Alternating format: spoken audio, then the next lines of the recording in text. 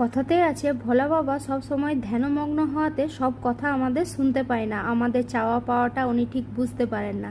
তো এখানে বাইরে বসে থাকেন নন্দী মহারাজ। এই নন্দীবাবুর কানে কানে আপনি আপনার ইচ্ছেটা বলতে পারেন, আপনি জানাতে পারেন, এটা ভোলা বাবাকে জানিয়ে দেওয়ার জন্য।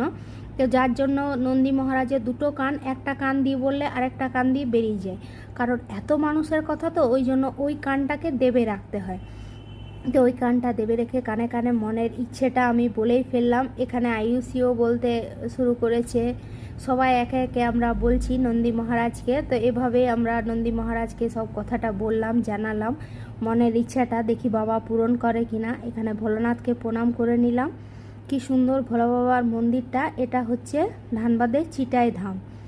ধানবাদ থেকে একটু দূরে কাতরাসের কাছে এই মন্দিরটা অবস্থিত। খুব সুন্দর মন্দিরটা, চারিপাশে অনেক কিছুর মন্দির রয়েছে। এখানে দেখুন হর পার্বতীর মূর্তি রয়েছে, এখানে তো নন্দী বাবা রয়েছে, ভোলানাথ রয়েছে, এছাড়াও আরও ভিডিওতে আমি দেব, আরও অনেক মূর্তি রয়েছে। খুব সুন্দর এই মন্দিরটা। জয় বাবা ভোলানাথ, সবার মঙ্গল করো বাবা। এই শ্রাবণ মাসের সোমবারে বা যে কোনো দিন এখানে পুজো করা যেতে পারে।